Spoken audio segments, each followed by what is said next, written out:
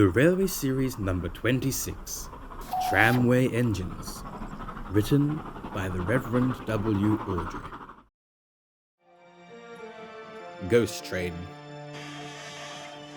And every year on the date of the accident, he runs again as a warning to others, plunging into the gap, shrieking like a lost soul. Percy, what are you talking about? The ghost train. Driver saw it last night. Where? Asked Thomas and Toby together. Didn't say, but it must have been on our line. Oh, it makes my wheels wobble to think of it. You're just a silly engine, Percy. I'm not scared. Thomas didn't believe in your ghost, said Percy to his driver the next morning. His driver laughed. Oh, no. Neither do I.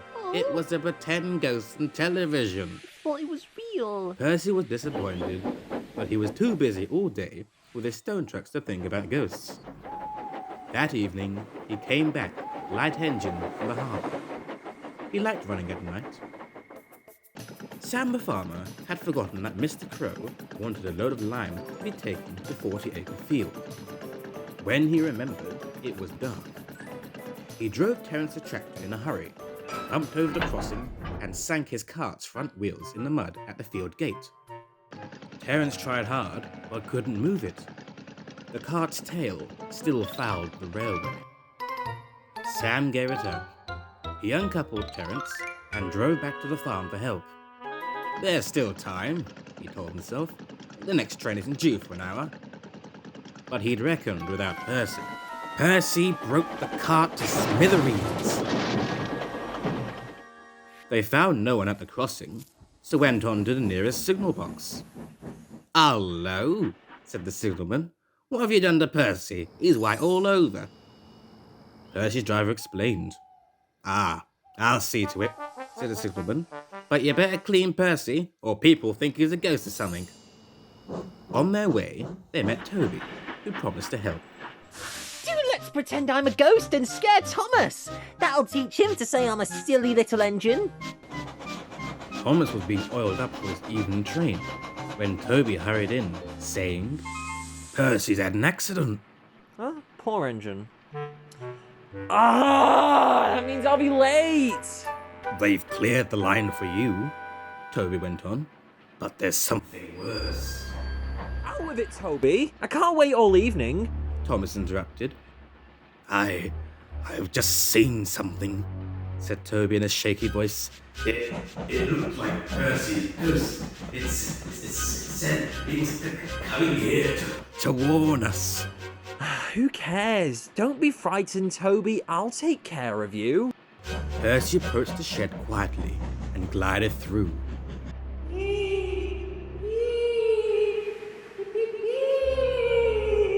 He shrieked. As had been arranged, Toby's driver and fireman quickly shut the doors. "Let me in, said Percy in a spooky voice. No, answered Toby. "Not by the smoke of my chimney, chim. I'll chop and I'll break your door in." Oh dear, it's getting late. I had no idea. Oh, I must find Annie and Clarabelle. And he hurried away.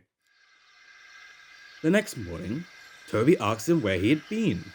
I knew you'd be worried about Percy, and I didn't want to intrude.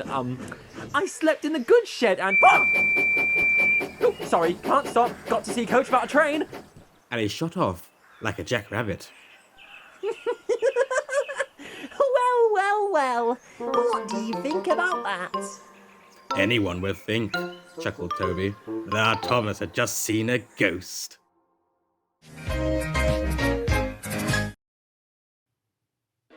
Woolly Bear. Gangers had been cutting the lineside grass. Toby then takes them to the hills. The farmers collect the hay from Toby's top station. When in the wagons, the hay is covered to prevent it from being blown about.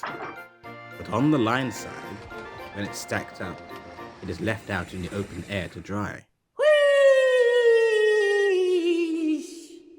Percy gave his ghostly whistle. Don't be frightened, Thomas. It's only me. Your ugly fizz is enough to frighten anyone. You're like, Ugly indeed. you are a green caterpillar with red stripes. You crawl about like one too. No, I don't. Who's been late every afternoon this week? But it's the hay. I can't help that. Time's time and the Fat Controller relies on me to keep it. I can't if you crawl about in the hay for all hours. Green caterpillar indeed. Anyway, my curves are better than Thomas's corners. Thomas says I'm always late. I'm never late. At least only by a few minutes. But what's that to Thomas? He can always catch up time further on. All the same, he and his driver decided it was best to start home early.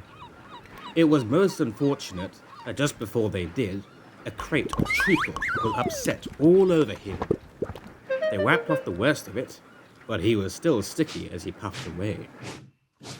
The wind rose as they puffed along. Soon it was blowing a gale. "Look at that!" exclaimed his driver. The wind caught the piled hay and was tossing it up and over the track. The line climbed here. "Take a run at it, Percy," his driver advised. So, whistling warningly, Percy gathered speed. But the hay made the rails slippery, and its wheels couldn't grip. 10 minutes late. I warned him. Passengers will complain and the Fat Controller... The signalman shouted. Oi. The station master stood amazed. The passengers exclaimed and laughed as Percy approached. Sorry I'm late. Percy panted, So I should hope. but he spoiled the effect as Percy drew alongside. What's wrong? Look what's crawled out of the hay. Puffed Thomas as he started away. It's worth being late to have seen you. When Percy got home, his driver showed him what he looked like in the mirror. Bust my buffers. No wonder they all laughed. I'm just like a woolly bear. Please clean me before Toby comes. But it was no good.